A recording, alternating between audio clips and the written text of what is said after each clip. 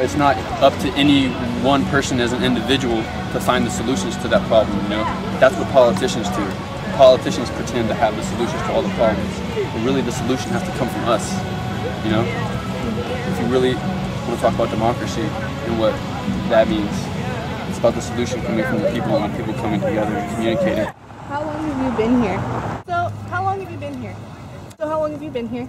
I actually only stayed the night, one night, on Sunday night. I've been here every day during the daytime. Well, I started with the General Assembly meetings on the day of Art Walk, which was last Friday. Let's see, I started on Saturday at Sylvester Park, and then came over here when everyone moved over here. Not that long. Day 3? Day 3? No, this is fully day 2. We spent the second night last night. Sure, I spent a night over at Sylvester Park and then moved over here. And I've been so busy, I'm finally setting up my own tent. Just last night was my first night.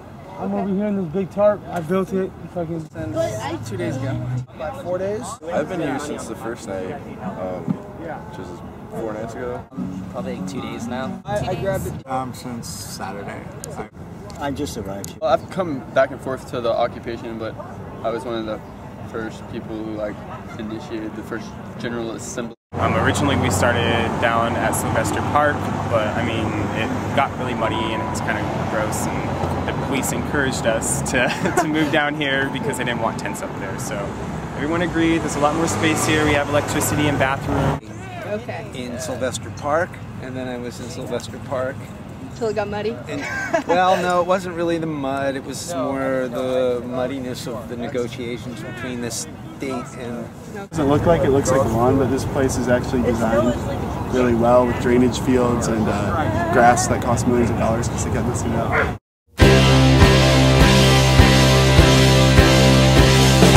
Farmer drove his tractor where the soil had been... What are you here for?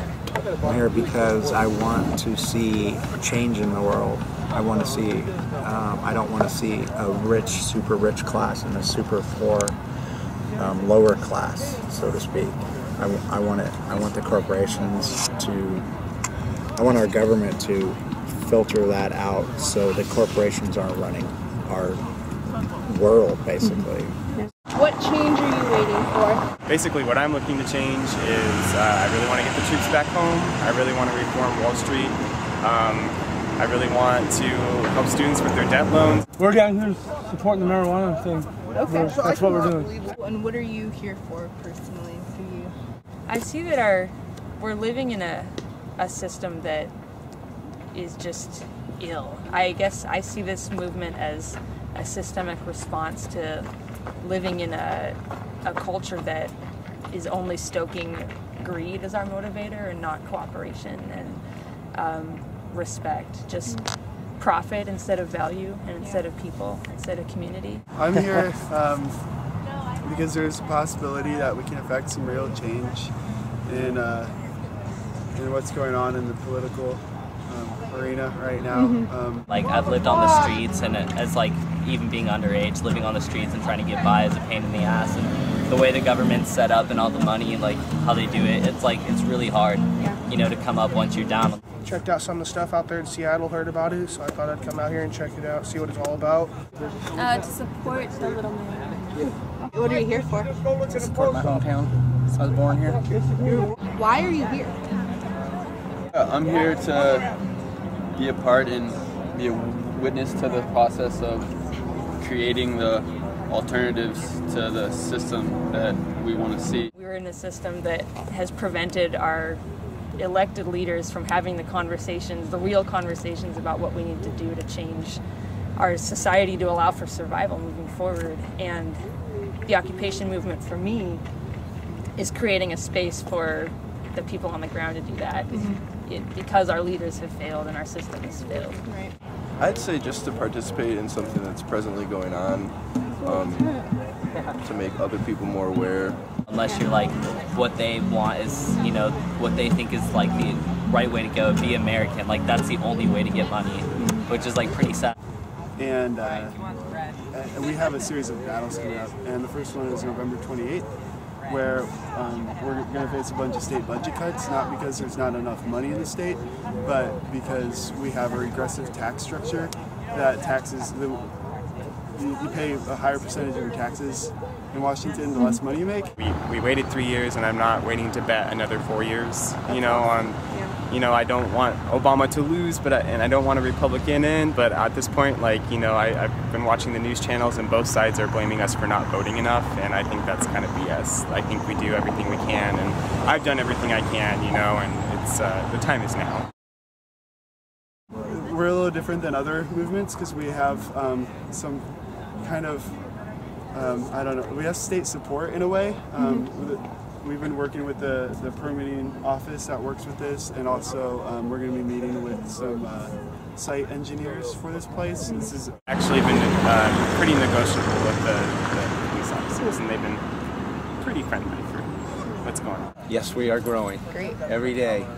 And we have community people of all walks of life and stopping by in a steady stream starting yesterday and today, dropping supplies off, dropping money off for our medical tent, our medical first aid tent that's behind me, and our food supplies are coming in at an enormous pace. We have local organic farms and the food co-op, everybody's delivering food. My situation, I feel pretty fortunate. My husband works for the state, so I don't have to work right now. He just got hired and after 2 years of looking for work, and he has a law degree from Berkeley. So you know, any other time it shouldn't have been that hard to find work. I work a minimum wage job at Target. In the greater movement for social justice, and that's all I've done with my life for the last almost 40 years. Wow. I'm a singer-songwriter. You know, most of my songs are all on that issue.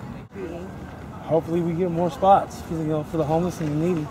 Maybe we can get housing or something done, you know. But other than that, that's all I'm down here for. Because I'm out here homeless too, like everybody else. So I've been on my own since I was 12. So. Wow. All right, man. Here, but I've been out here for like a month camping. So. Okay. Let's all stand completely still. Let's stand completely still. Let's all stand completely still. Let's stand completely still.